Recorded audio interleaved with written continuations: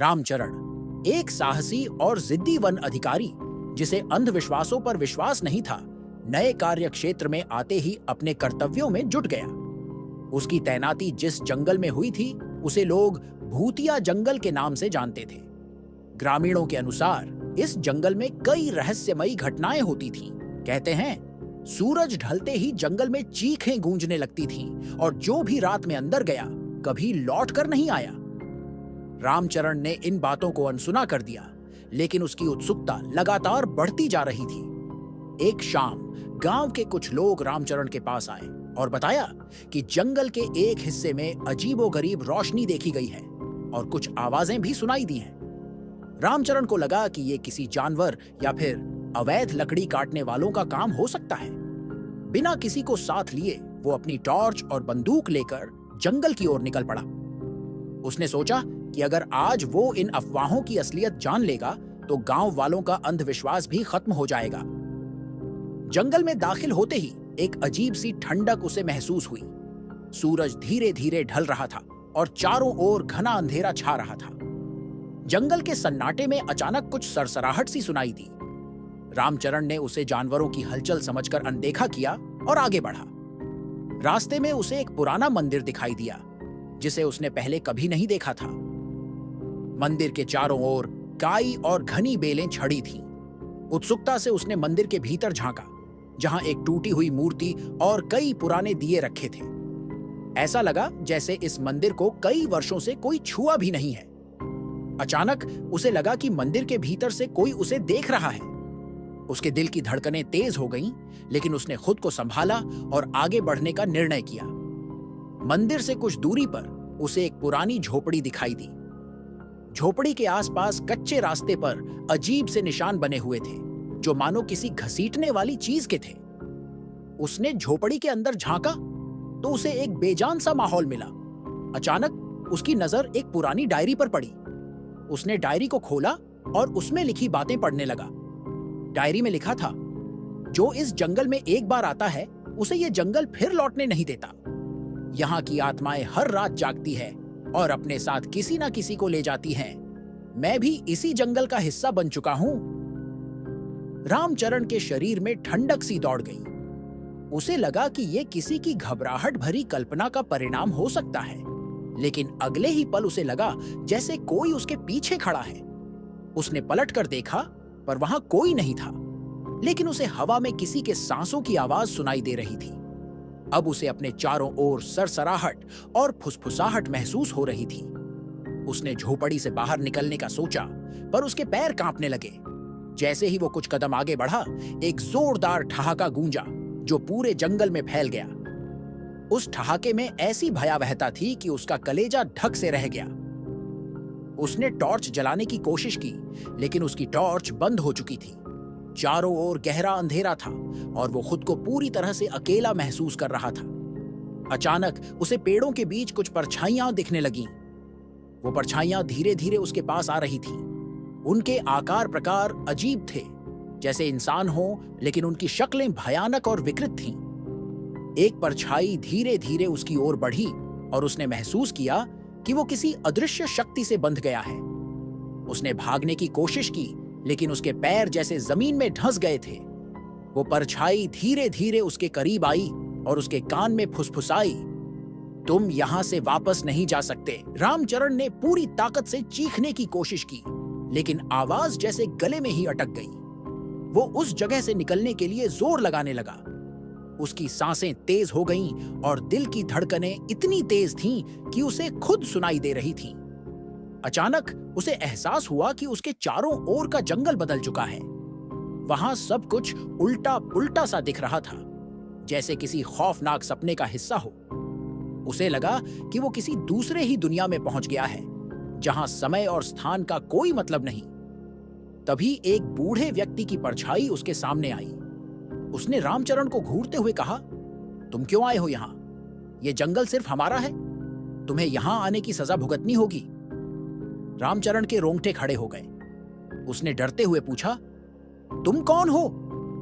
उस परछाई ने जवाब दिया, मैं भी कभी तुम्हारी तरह इस जंगल में आया था, लेकिन अब इस जंगल का हिस्सा बन चुका हूं। यहां से कोई वापस नहीं जाता। रामचरण की हालत खराब हो गई। उसने भागने का प्रयास किया, लेकिन जैसे ही उसने कदम बढ़ाया, उसे लगा कि उसके पैर किसी दलदल में फंस गए हैं। उस परछाई ने उसे खींचना शुरू किया। वो चीखना चाहता था, मदद के लिए पुकारना चाहता था, लेकिन उसकी आवाज गुम हो चुकी थी। धीरे धीरे वो दलदल में धंसता जा रहा था और उसकी आंखों के सामने अंधेरा छाने लगा। आखिरी बार उसने अपनी टॉर्च को जलाने की कोशिश की और जैसे ही रोशनी हुई, उसने देखा कि वहां कई और चेहरों की परछाइयां हैं जो सब उसे घूर रही थीं। जब उसकी आंखें खुलीं, तो उसने खुद को गांव के बाहर एक मैदान में पाया। गांव के लोग उसके चारों ओर खड़े थे और घबराए हुए देख रहे थे। किसी ने उसे बताया कि उसे 3 दिनों से खोजा जा रहा था और आज सुबह ही वो जंगल के बाहर बेहोशी की हालत में मिला। उसके शरीर पर कई चोटों के निशान थे और उसकी हालत बेहद नाजुक थी। उसने उठने की कोशिश की, लेकिन जैसे ही उसने जंगल की ओर देखा, उसे वो बूढ़ा व्यक्ति और उसकी बातें याद आने लगीं। रामचरण अब समझ चुका था कि वो कभी भी उस जंगल का रहस्य नहीं सुलझा सकेगा। उसने फिर कभी उस जंगल की ओर न जाने का प्रण लिया। गांव लौटने के बाद रामचरण की हालत दिन ब दिन बिगड़ती चली गई। जंगल में उस रात हुई घटनाओं का असर उसके शरीर और मन पर गहराई से छा चुका था। वो अक्सर अचानक नींद से उठकर चीखने लगता, मानो किसी अदृश्य शक्ति ने उसे जकड़ रखा हो। उसकी आंखों के नीचे गहरे काले घेरे बन चुके थे और उसकी आंखों में एक अजीब सा डर हमेशा झलकता रहता था। गांव के लोग भी अब उससे दूर दूर रहने लगे थे। किसी को समझ नहीं आ रहा था कि उसके साथ उस जंगल में आखिर क्या हुआ था।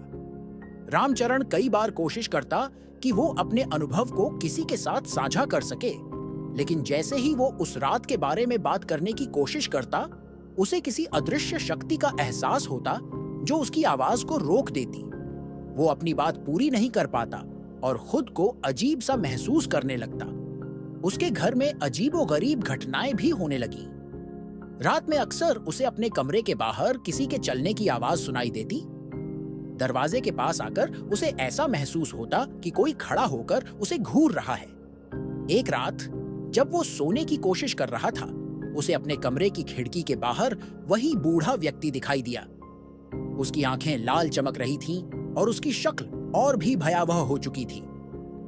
रामचरण ने डरते हुए अपनी आंखें बंद कर लीं, लेकिन जब उसने दोबारा देखा तो वो बूढ़ा आदमी पास आ चुका था और उसके कान में धीरे से फुसफुसाया, तुम्हें बुला रहा है जंगल का मालिक। रामचरण पूरी तरह से घबरा गया। उसने गांव के कुछ लोगों से मदद मांगने की कोशिश की, लेकिन गांव वाले अब उसे अभिशापित मानने लगे थे। हर कोई उससे दूर रहना चाहता था और यहां तक कि उसके साथी वन अधिकारी भी उससे दूरी बनाए रखने लगे। उसे अपनी नौकरी से भी हाथ धोना पड़ा। इस सब के बावजूद रामचरण के भीतर एक अजीब सा खिंचाव बना रहा। उसे ऐसा महसूस होता जैसे जंगल उसे बुला रहा है। उसे चैन नहीं मिलता और उसका मन बार बार जंगल की ओर खींचने लगता। अंत में उसने सोचा कि इस रहस्य को सुलझाने के लिए उसे एक बार फिर जंगल में जाना होगा। वो अकेला ही रात के समय जंगल की ओर चल पड़ा। जैसे ही वो जंगल में पहुंचा, उसे फिर से वही ठंडक और घनी परछाइयां महसूस हुईं। जंगल का हर कोना उसे डरावना लग रहा था, लेकिन उसने अपने कदम बढ़ाए और उस पुरानी झोपड़ी की ओर जाने लगा। उसने महसूस किया कि रास्ता खुद ब खुद उसे झोपड़ी की ओर ले जा रहा था, जैसे कि कोई अदृश्य शक्ति उसे खींच रही हो। झोपड़ी में पहुंचकर उसने देखा कि वहां पहले से ही कई परछाइयां जमा थीं। उन सभी के चेहरे विकृत और भयावह थे और वो सब उसे घूर रही थीं। उनमें से एक ने धीरे से कहा, तुमने हमारी चेतावनी को नजरअंदाज किया था, अब तुम्हारा भी इस जंगल का हिस्सा बनना तय है। रामचरण के शरीर में ठंडक सी दौड़ गई। वो जान गया कि अब उसका वहां से बचकर निकलना असंभव है। तभी उसने महसूस किया कि वो जमीन में धंसता जा रहा है। वो मदद के लिए चीखने लगा, लेकिन उसकी आवाज जैसे जंगल ने निगल ली थी। उसकी आंखों के सामने वही बूढ़ा व्यक्ति फिर दिखाई दिया। उसने रामचरण को देखते हुए मुस्कुराते हुए कहा, अब तुम भी हमारे जैसे बन चुके हो। उसके साथ ही चारों ओर की परछाइयां उसकी ओर बढ़ने लगी। जैसे ही वो पूरी तरह से दलदल में धंस गया, उसे महसूस हुआ कि वो अब इस जंगल का हिस्सा बन चुका है। उसकी चेतना लुप्त हो गई और उसके बाद उसे किसी ने कभी नहीं देखा। कहते हैं कि उस जंगल में अब भी रात को एक नई परछाई देखी जाती है जो वहां आने वाले लोगों को अपने साथ खींच लेती है। उस परछाई को लोग रामचरण की आत्मा के नाम से जानते हैं। ग्रामीणों का मानना है कि जंगल का रहस्य आज भी अनसुलझा है और जो भी उस जंगल में जाता है वो कभी वापस नहीं आता। अगर ये वीडियो अच्छा लगा हो तो लाइक करें, अपने दोस्तों के साथ शेयर करें और ऐसे ही वीडियो के लिए चैनल को सब्सक्राइब करें। धन्यवाद।